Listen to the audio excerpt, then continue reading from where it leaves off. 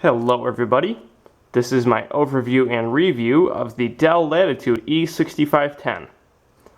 This laptop was manufactured in late 2009 and has an Intel Core i7-620M first generation, as well as an NVIDIA NVS 3100M. The screen size is 15 inches and it has 4 gigabytes of RAM. The construction on this laptop is spot on. The screen, which I will show you in just a second, has very little wiggle.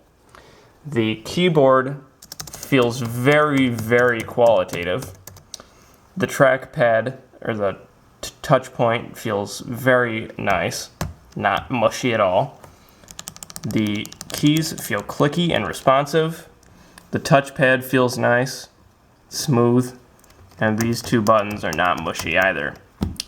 The keyboard is backlit, as you can see here, and the backlight will go out after a few seconds of non-use.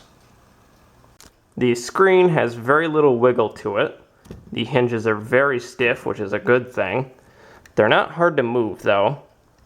They do not lift up the bottom of the laptop, as in some others. And there's very little bounce, unlike my Eurocom. For I/O, this laptop has a PCMCIA slot, a DVD RW, the Wi-Fi switch right here, it is currently set to off, a 800 megabits per second FireWire port, headphone out, microphone in, 2 USB ports on this side, and the smart card reader, which you can see here.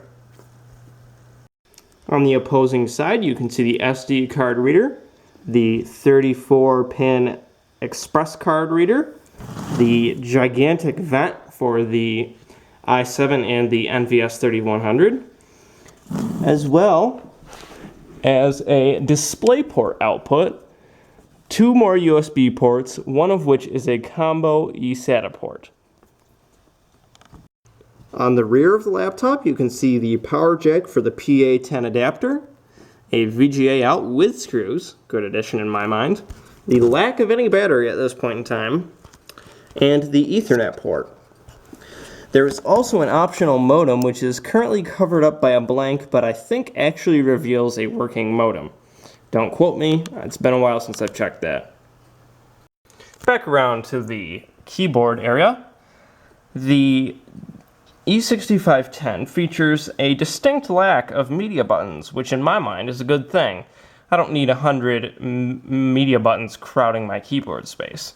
It just has a simple volume up, volume down, and mute, which I very much adore, as well as this, but I'm not exactly sure what that does, and I have not been able to figure it out.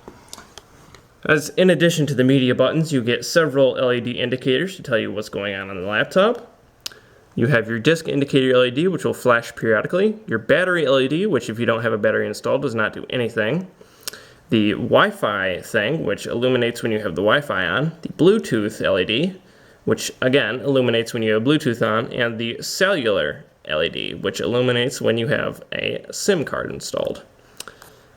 There's also the num lock, caps lock, and scroll lock LEDs there as well. This machine currently functions as my video rendering workstation, as I just recently upgraded my main PC to Windows 10, and that's completely broke my rendering program. So I've had to use this in the time being until Windows sorts itself out, or PowerDirector gets itself together rather. But anyways, here you can see the 300 gigabyte Seagate hard drive, as evidenced, 320 gigabyte, as evidenced by that.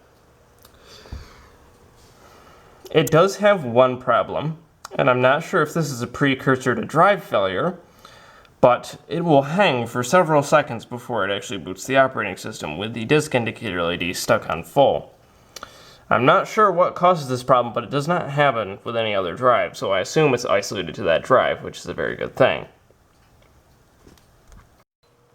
This laptop achieves a 4.9 on the Windows Experience Index, which literally means nothing, as it takes the lowest subscore even though your highest sub-score may be 2 points higher, as evidenced by the processor.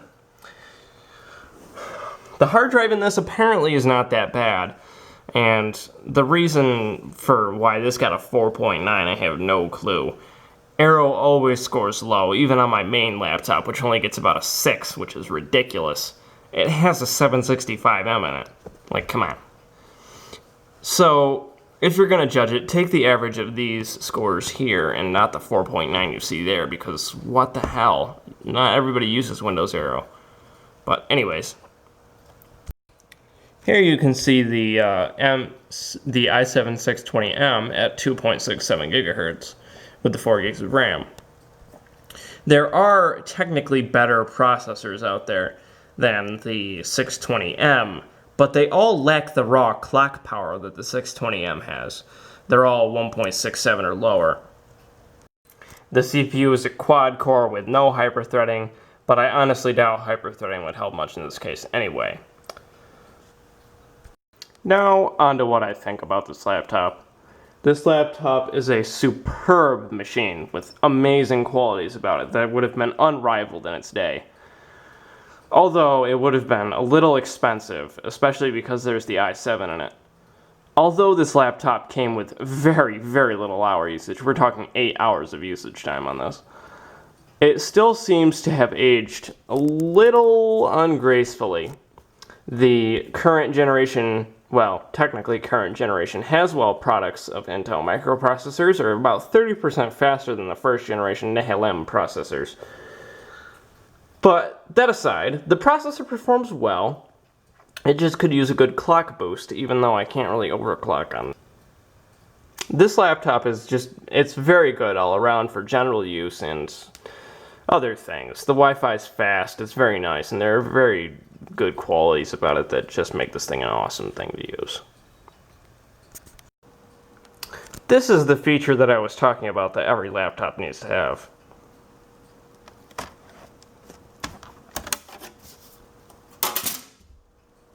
One door to access the entire system. 5 screws, 4 of which are for the hard drive, so you can slide the hard drive out with ease. Easy access to the CPU heatsink, the GPU heatsink, the RAM, the CD drive, as well as the PCIe cards that lie inside of it. Some of the things, such as the wireless card, are hidden under here, but that's only removed using 2 screws. As well over here, same deal. So, 3 trapdoors, and that gives you access to everything in the system you might need, pretty much.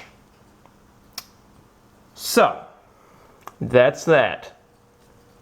This laptop is a great laptop. If you can pick yourself up one, I would highly recommend doing so. The i7 version preferred, but the i5 version would probably be a worthy system as well. To conclude, I will show you the problem in which I speak of where the hard drive hangs for just a minute, and then, to wrap it up, I will insert a video clip of me rendering this video at the end. Now, in just a second, you'll see the problem in which I speak of. It gets done with the post, starts to boot up the operating system, and there goes the hard drive light.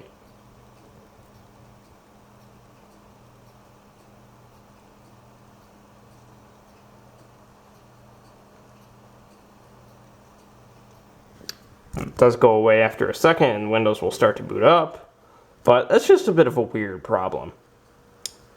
Okay, and here we are rendering on the thing. So yeah, that's about it. Thank you guys for watching, and have a nice day.